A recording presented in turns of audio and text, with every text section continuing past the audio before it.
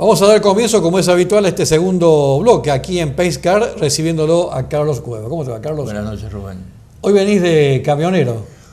Hoy me disfracé de camionero, pero no me disfracé totalmente porque fui camionero en mi juventud. Está bien. No como empleado, simplemente manejando camiones de propiedad de mi padre. Seguimos con, al igual que el programa anterior, con vehículos de los años 40. En este caso vamos a comenzar con un Chevrolet. Digo vamos a comenzar porque tenemos dos, las marcas rivales, Chevrolet y Dos Ford. marcas enfrentadas Sí. A través de los años, también en la parte vehículos de carga. Sí, sí. Este camión volcador, este Chevrolet 40 y ¿cuánto? 46. 46. Es un Chevrolet 46, caja volcadora. Fueron los primeros, digamos, camiones que, por así decirlo, se conocían acá en la Argentina. Hubo camiones, hubo marcas detrás de Chevrolet y detrás de Ford, de camiones que con el tiempo se diluyeron, porque también eran algunos, en el caso americanos, pero el problema fue de que se desintegró ese camión por la falta total de repuestos. En este caso, Ford, Chevrolet, siempre se decía en aquel entonces que los repuestos de estas dos marcas se conseguían en el almacén o en la farmacia. Eso era el eslogan de nuestros abuelos. Y en este caso tenemos un Chevrolet 46 con un motor que rendía aproximadamente 90 y algún caballos de fuerza. Y digo aproximadamente porque había tres tipos de motores. El modelo Master, que era el más chico, el Loas Master, que era un motor un poco más grande, y el Trify Master, que era ya el motor más grande que fabricaba la Chevrolet, y era el motor buscado para los turismos de carretera. Turismo de carretera por la cilindrada, porque el motor era de mayor cilindrada, y me arriesgaría a decir que era de mayor volteo el cigüeñal, o sea, de recorrido más largo también. Uno de los primeros autos que usó Fangio casualmente tenía... Era un Chevrolet y bueno, pero nos estaríamos metiendo ya en la nebulosa de lo que es la preparación de un motor para correr. En este caso tenemos un Chevrolet modelo 46 con una cilindrada muy cercana a los 4 litros, con aproximadamente a los 90 caballos de fuerza, un motor de buen rendimiento y de buen andar. La única crítica que tengo que darle es que Chevrolet, o General Motors en este caso, no culpemos a don Luis Chevrolet, se negó durante mucho tiempo ponerle lubricación forzada a ese motor. Ese motor tenía el famoso sistema de cucharita, que la biela en la parte de abajo, donde se cierra la biela, la tapa de biela, poseía una chapita con una cucharita, y por medio de una bomba de aceite se hacía llegar el aceite a esa bandeja, donde luego la cucharita golpeaba contra la superficie del aceite, y así se lubricaba prácticamente todo lo que fuera las bancadas, lo que fuera las bielas y las bancadas del árbol de leva. Para subir el aceite a las válvulas arriba, porque el Chevrolet era válvulas a la cabeza, tenía un pequeño caño que, sentado en el volante a mano izquierda, salía desde una válvula que tenía la bomba para no pasarse de presión a la tapa de cilindros, y ahí estaban las válvulas, la flauta con los balancines, y ahí chorreaba el aceite y se lubricaba todo ese sistema. Vuelvo a repetir, el motor fue muy confiable, fue un motor noble y que le dio muy buen resultado, a lo menos a la Chevrolet, hasta cuando en el año 51, adopta por primera vez un tipo de motor que instala en el Chevrolet 51, que ya no venía con cucharita, que venía con lubricación forzada. Pero nos adelantamos en el tiempo.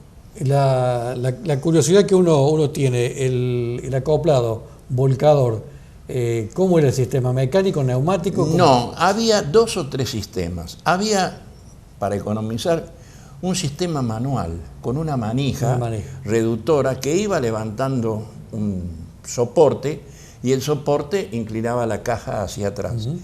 Era muy precario, pero también era muy económico. Seguro. Luego se acoplaba en el motor una bomba para convertirlo en hidráulico y un pistón largo, un cilindro con vástago interno, levantaba la caja, que era mucho más rápido y más, digamos, economizaba el esfuerzo humano para levantar la caja. Y bueno, y después se hicieron otros sistemas que prácticamente los desconocí, hasta que se llegó por ahí, por los años 50 y pico, lo del característico volquete o camión volcador, que la caja se inclinaba de costado. Lateral, claro. Era lateral. Sí, sí. Como vemos la tapa trasera, que era una tapa que se abisagraba, la tenía también de costado y volcada de costado. Eso se usaba mucho para, digamos, volcar una cantidad de material, llámese arena, tierra, pedregullo, cuando se hacían las rutas. En vez de volcarlo todo en un montón, se iba volcando a lo largo de la banquina. Esos camiones los he visto trabajar con ese sistema.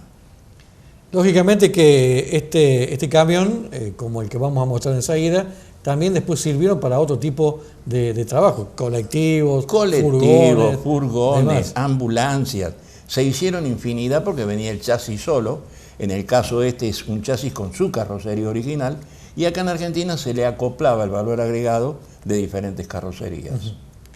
Vamos al segundo vehículo. Al segundo vehículo, un Ford 40, el enojado. Porque nosotros miramos la parrilla, tiene el gesto como de una persona que está enojada, así, el ceño fruncido. Tenían cara los autos de aquella época, ¿no? No sé, yo no sé. Uno los veía de frente, tenían algo de cara.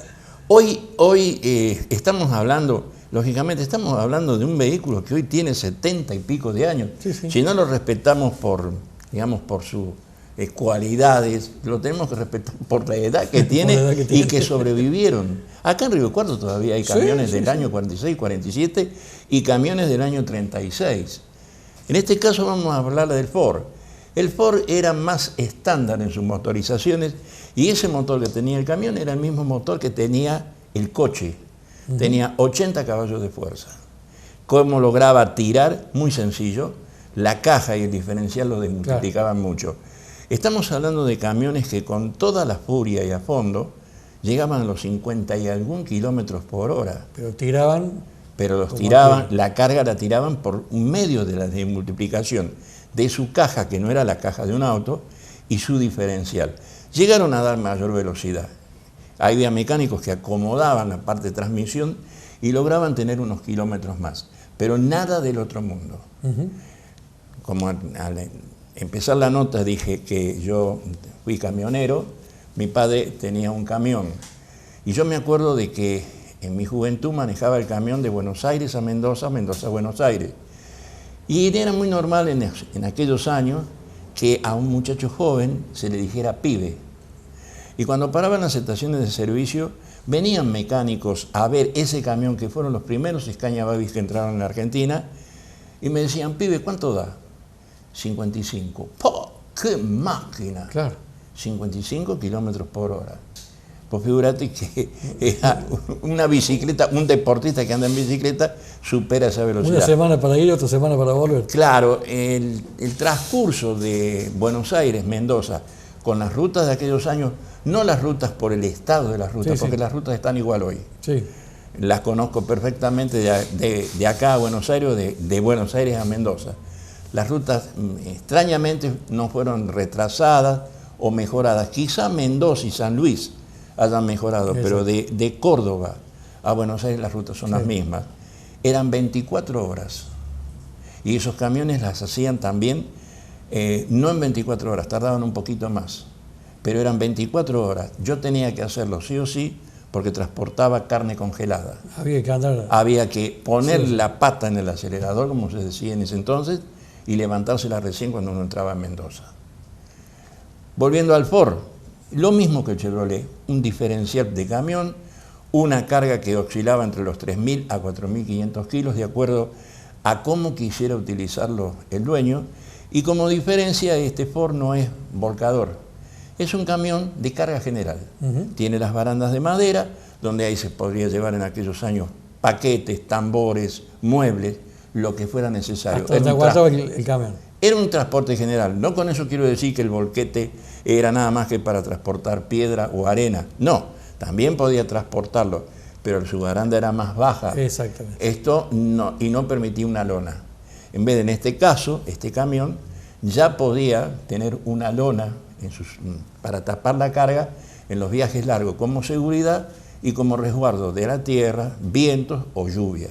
Y por supuesto que con este camión también se hacía lo que comentamos recién del Chevrolet, reformarlo o ya venía de fábrica para distintas utilidades, ¿no? Siempre se trató, y con muy buen criterio, copiar en Argentina y ponerle valor agregado de la incipiente industria carrocera que tenía la Argentina.